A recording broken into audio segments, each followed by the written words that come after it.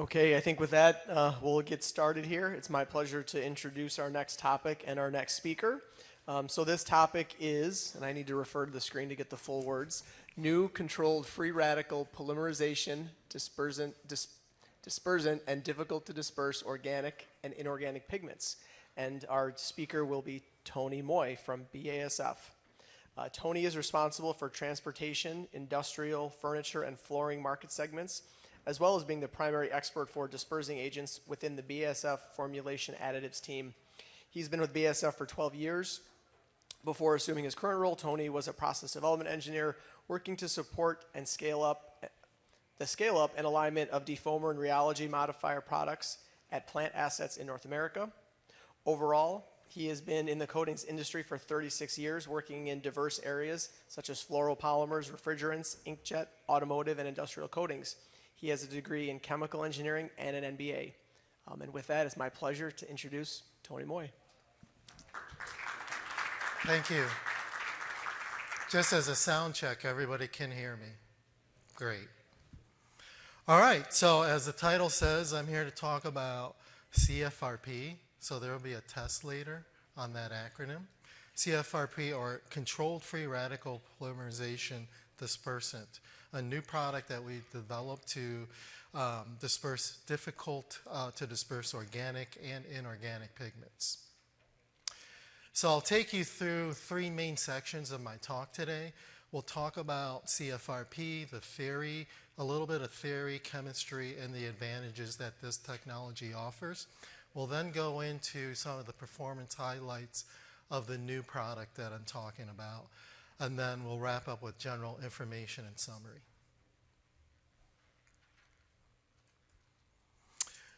So why do we need to disperse anything? Well, being humans and mankind, we can't leave nature alone. So nature likes to have agglomerates. That's the favorite energy state. We like to have primary particles because this is associated with the best color development and other properties associated with pigments. So for example, lower viscosity.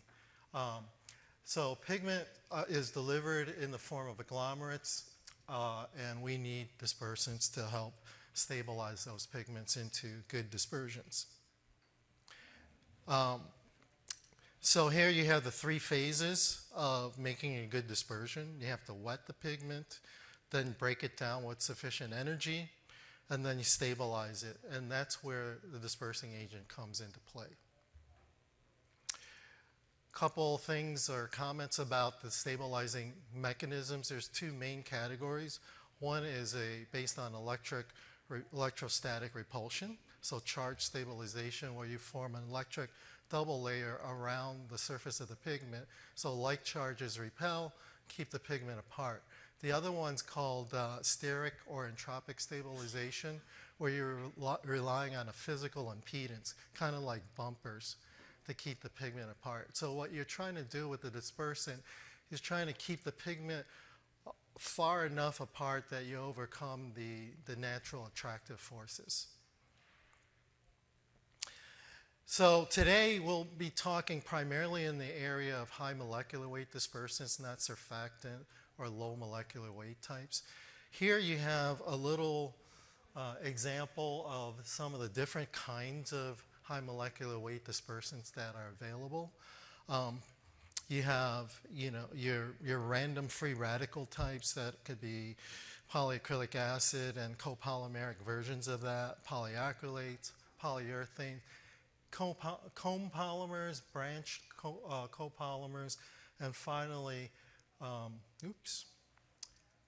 what I make a distinction is the CFRP, Controlled Free Radical Polymerization. And why is that acronym important? Before we get there, let me explain a little bit about random free radical polymerization. So in this case, we're showing two different monomers. As you polymerize them, you get a random orientation, which is what's implied by these pegs and balls here. Now that's great, but imagine this random orientation on the surface of pigment where the purple pegs are your pigment affinity group.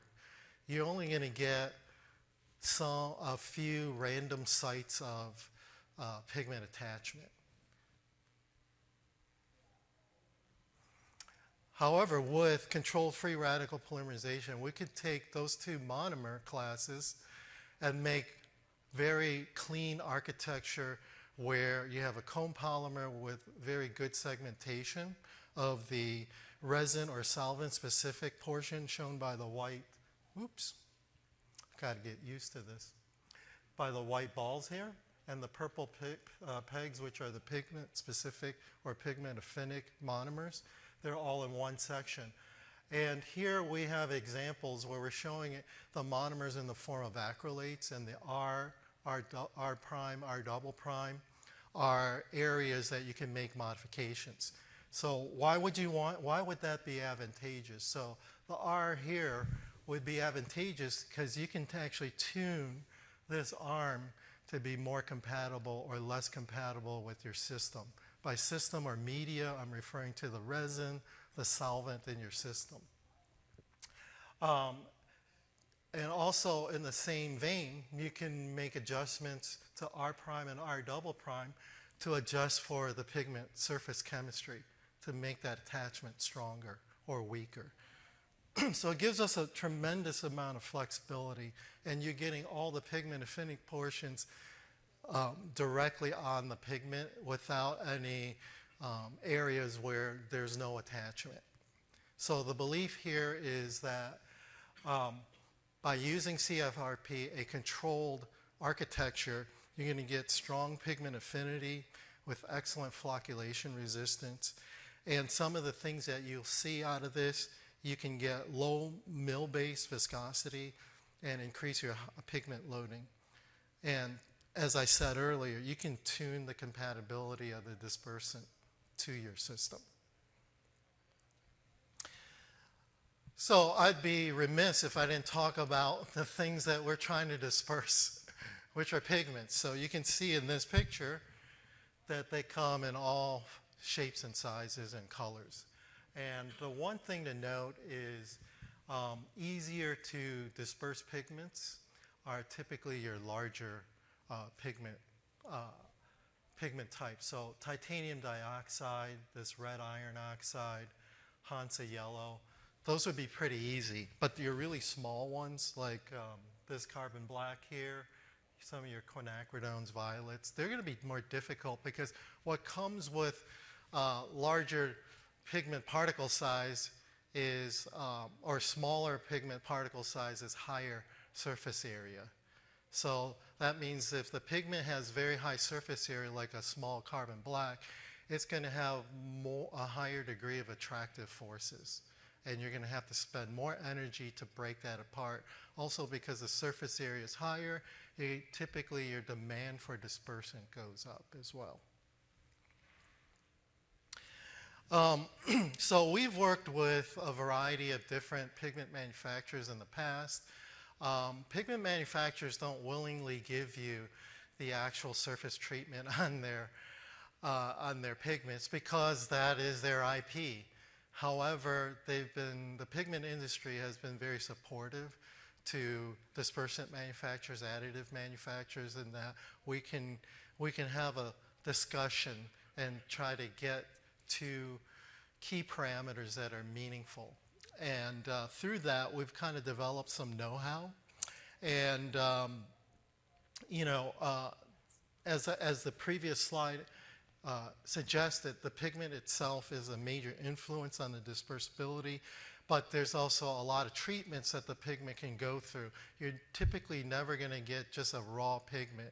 You're going to get a surface-treated pigment, and it can be different preparations. You can have resins, coating it, etc.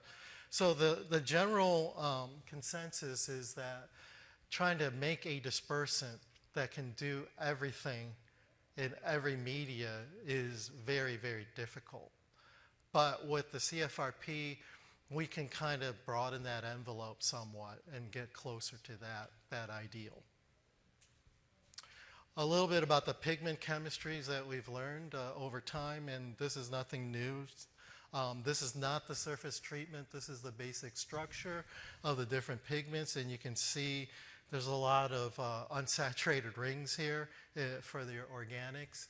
For black, you can have non-polar surfaces or polar surfaces, depending on the grade of black. And then your inorganic pigments, you've got like TiO2, but it will have potentially aluminum oxide coating on there. So you've got to be able to account for all of that. And some cases, the pigments have different features on different facets too. So you can see how the dispersant has to do a lot of work in order to be able to just attach to the pigment. So there's different dispersant binding motives. So 3 of them are listed here. First one on the left is hydrogen bonding. So like acid-base type interactions, these types of polar interactions are more pronounced in solvent-based systems. And then there's also van der Waals, and then pi stacking, where you have an attraction between the unsaturated rings. So we can leverage that to take advantage of all these different aspects on a given pigment to tune our dispersant, the pigment affinic portion, to better attach to that pigment surface. And I've got an example here where we're looking at DPP red. So you can see just a simplified structure. You have non-polar surfaces and polar.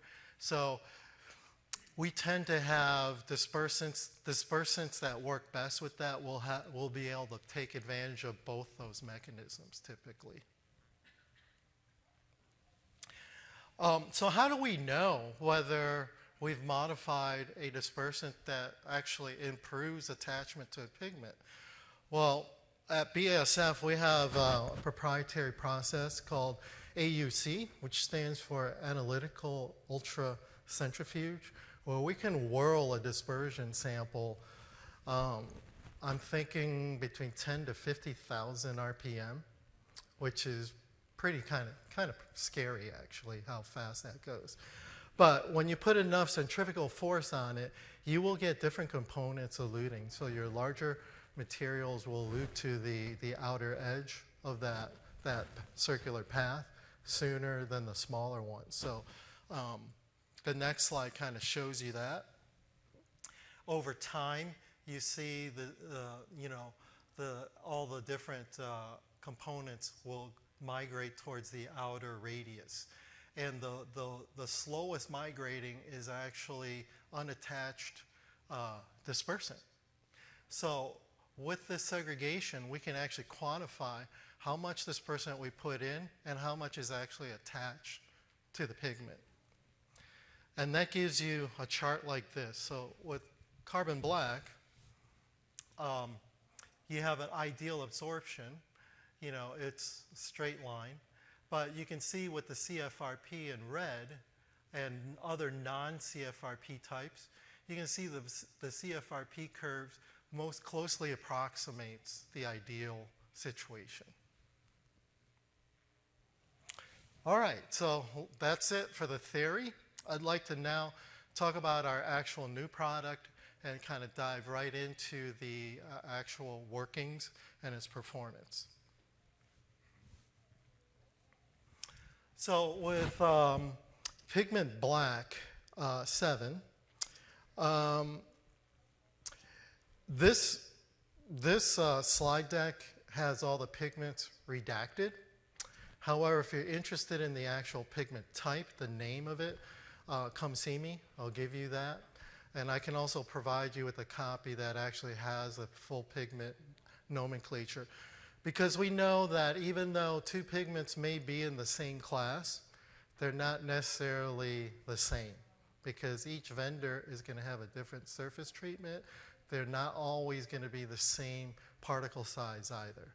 So in this class, this is a high color, or this example, this is a high color carbon black. So this is a very small pigment, so nanoscale.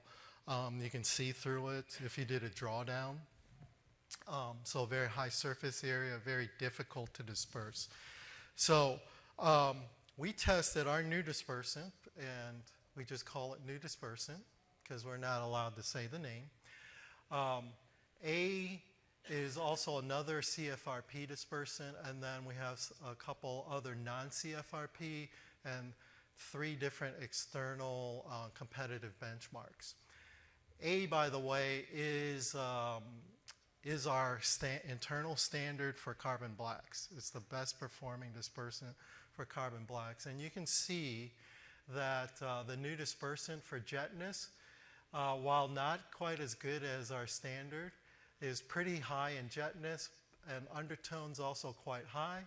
But also, when you let it down into either a 2K polyurethane or a polyacrylate with CAB type resin vehicle, that you get pretty good coloristics. It maintains that. That's important because even though your pigment concentrate, your toner may look good, as soon as you put it into a resin letdown, if there's any incompatibility with the dispersant's arm, guess what happens? That arm shrivels, pigment distance decreases, and if it decreases enough, attractive forces overtake it, and you start getting agglomeration, loss in color.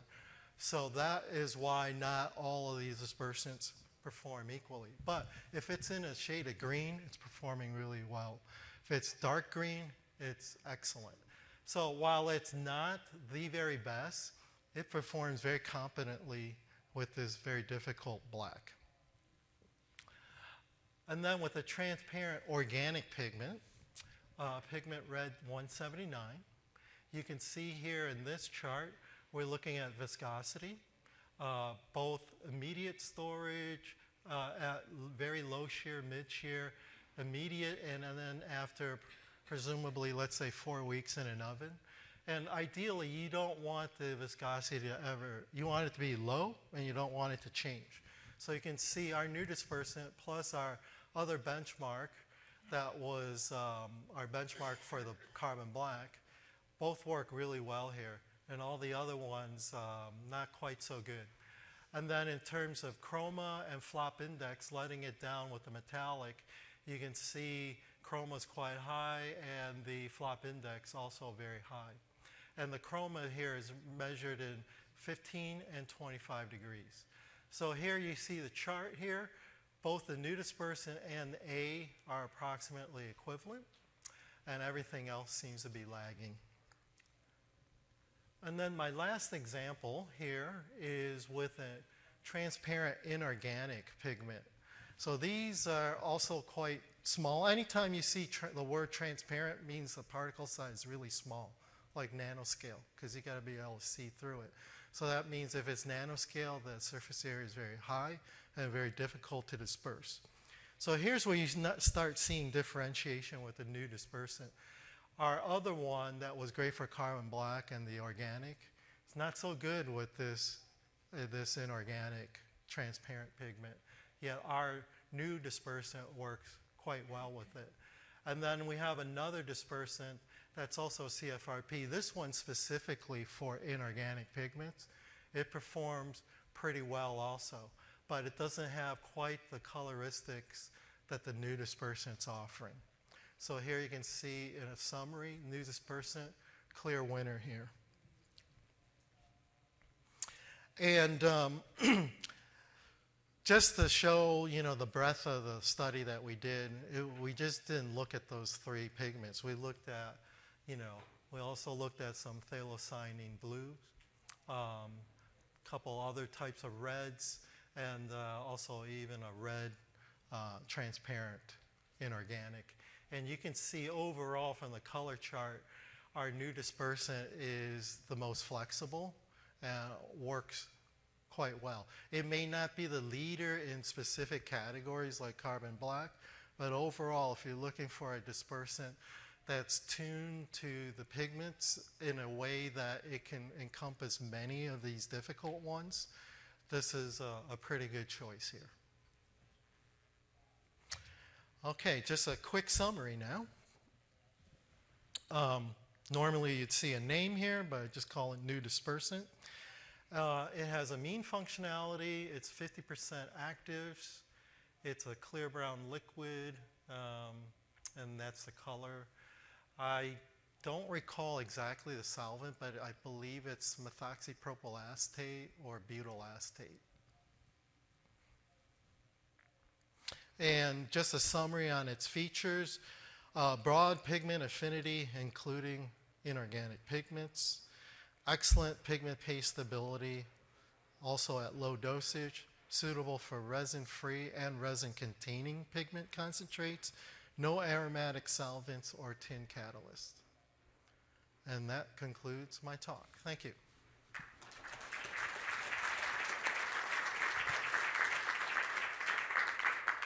Fantastic job, Tony. Thanks. So well done. The audience is well trained. So again, a number of questions have already been posed on the app. I encourage you to continue to do so since we do have some extra minutes this morning. So the first question for you, Tony, how do you deal with issues of selective dispersion, say in a two-component system where the dispersant prefers maybe one pigment versus the other? In that case, what I typically do, it depends on the nature of the pigment.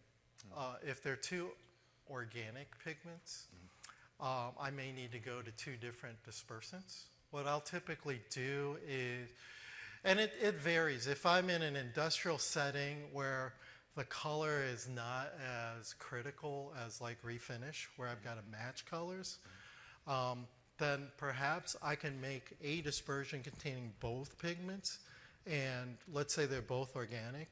Just use that one dispersant and do a dispersant demand curve on that to treating both pigments as one pigment to optimize. If it's an inorganic and an organic, then I'll typically separate those into two different studies where I'll use dispersants designed to be at their peak for each of those types. I'll go through the optimization, then combine and maybe make minor adjustments. Okay, that makes sense. But if you're using this quote-unquote kind of universal pigment or disperser, then you can lump them together. But you also kind of have to contrast that or balance that with the economics. You know, do I want to use a very high-end dispersant, expensive dispersant for something like TiO2 when I can get away with something much cheaper? So there's always the cost balance too. Okay. It certainly makes sense. I think having that universal nature where it has good affinity for a wider variety of pigments certainly helps. The next question is, how does your dispersant behave under high shear rates and elevated processing temperatures? High shear rates should not be a problem because these are all designed to go into the grind. And you have to have high shear rates or high energy to break a lot of these difficult to disperse pigments. So the dispersant is robust enough to handle that. In terms of temperature, I don't see, unless you get like close to 200 C, that you're going to have any issues. Because all of these polymers, they don't decompose until like 200 plus degrees C. You know, so in a normal milling apparatus where the temperature is going to lock down the mill at like 110, you'll never get there. Okay, good. Next question, is this technology used for high structured carbon black in water and or solvent? This is primarily for solvent, this particular example, but we've got other CFRP dispersants that can go specifically in water and also are universal in media, water, solvent-free, and solvent. Okay, good. A couple more. How do you account for potential changes in incoming pigment production or product over time? Not that any pigment suppliers would ever make changes. So this is theoretical. And the next part is, and does this help reduce the risk of having formulation issues? That's a loaded question. And it brings back maybe not so fond memories of my automotive days. So the answer to the pigment variability answer is do what's called pigment pegging.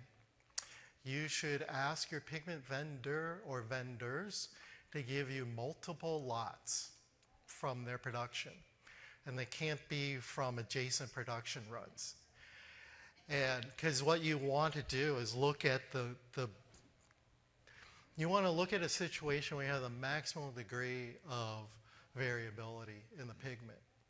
And then based on that, you're going to make your dispersions and you're going to check where your coloristics lie. and whether that amount of variability is going to allow you enough control. Let's say I'm in a refinish, that if I'm using this magenta pigment and I got 3 different lots and the space is this big, let's say, am I going to be able to, is that going to be tight enough to control a color matching formula at this end? So there's a lot more to it, but that would be the basic starting point. You want to ask your pigment vendor for several lots. I would recommend at least 3.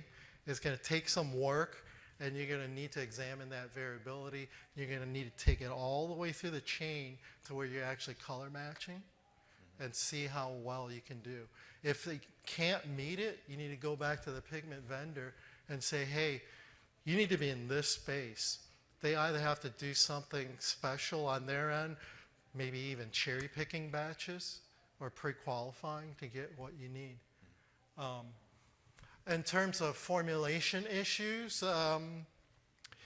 that's the piece that's really loaded, because I can address the pigment variability issue, but as they say, 95% of the problems are on the other end of the paintbrush. So you can make an awesome formulation, but there's somebody out there that won't follow rules, and you have another complaint and you have another formulation issue you need to take care of. So that is an example of where that could fail. So the best practice recommendations I have for formulation, keep it as simple as possible so you don't have so many variables to track. And don't do Band-Aid substitutions. If you're going to do a substitution, do it the right way. Do a ladder study. And then, of course, do your oven age testing. Make sure it's robust. If you do those things, that'll minimize the work you need to do to fix a formulation. But there are going to be extenuating circumstances that will eventually knock the formulation out of its working space. So, but if you have a house of cards, it's going to fall. But if you only have a very simple thing, it's easy to fix. Wonderful answer to a tough question. Next one up, you mentioned nanoscale pigments. Yes. What is the smallest size pigment you expect this CFRP to work with? I think one of the carbon blacks is down to 6 nanometers. So pretty small. That's pretty darn small. That's 10 to the minus 9th meters. So, human hair is around, what, a mil or 2 mils? Like, let's say 25 microns is like a hair. Okay. So you're like pretty small. Way smaller than that. Okay. How does this technology perform with the reduction of micelle formation? Say that again? How does the technology perform with reduction of micelle formation? In what context would be my feedback? When I think of micelles, I'm thinking of either a surfactant reaching a critical micelle concentration where the ends of the surfactant, the hydrophobic ends all kind of meet and you have this colloidal structure. Or quite similarly, if you're making an emulsion polymerization, you got a hydrophobic polymer, you're using the surfactants to stabilize that micelle. So in the context of a dispersant, a high molecular weight dispersant, I think the vision I would have is that it should not have detrimental effects with a system like that. And the fact that we have CFRPs in water-based latex emulsions operating fine, I would expect that should not be an issue. Okay. Whoever asked that, if there were formal additional discussion, certainly track down Tony at his booth. Sure. These are good questions, by the way. Yeah, I'm not responsible for any of them. So well, it whoever goes put to that the one community out, here. that's really good. Can the dispersant be used for silica pigments? So inorganic silica based? Can this particular one? Yeah. Perhaps. We haven't tested it with it. But silica being an inorganic pigment, it should be possible. Okay. Have you tested this new dispersant in acid catalyzed systems? I believe we have, but I'll need to double check on that, so don't quote me on it. Whoever asked that question, if you're really interested, come see me afterwards. I'll give you my contact information. We can continue the conversation. Perfect. Next one, is the new dispersant modified depending on the specific pigment or pigment category? I think you covered, its universal nature. It's been adjusted so that it covers a broader envelope for pigments, and the stabilizing arm's been adjusted that it works kind of in the middle of the polar, non-polar region and solvent-based. Okay. So kind of in the middle. Sure, there's extremes where it may not work as well. Okay, good. Last two questions. I think we have time, Brian. A lot of CFRP polymerizations use metal ion catalyst. Any concern? How to remove if there's any possibility? Well, in the past, as this would imply, this presentation, some of our CFRP actually use tin catalyst. But if you saw one of the last slides, it says tin-free. Okay, So we've gone to a non-metal catalyst, at least for this specific one. Okay. So for this specific product, I would not anticipate that sort of issue. Okay. And let's wrap up on the last question. Obviously, wanted to sort of kick off some discussions at his booth. Is the new dispersant commercially available? Yes. Excellent. So before we thank Tony and give him his certificate, I do want to encourage pigment suppliers to really partner and collaborate with the dispersant and the additive guys to find ways where our products can jointly work together to reach a solution, right? So certainly any information that Tony has received from the pigment suppliers, kudos to you for doing that, because this is what helps us create solutions to some commercial problems that are out there. So collaboration, I think, is key for all of these things. So with that, Tony, thank you for a wonderful talk. I do encourage everyone to go to the WAHOVA app and sort of rate the presentation. I didn't mention that in the morning talks, but certainly do so. You can always go back into it for that type of feedback. It's good for us as a community, and also good for the presenters as well. So with that, let's thank Tony one more time. Thank you, everybody.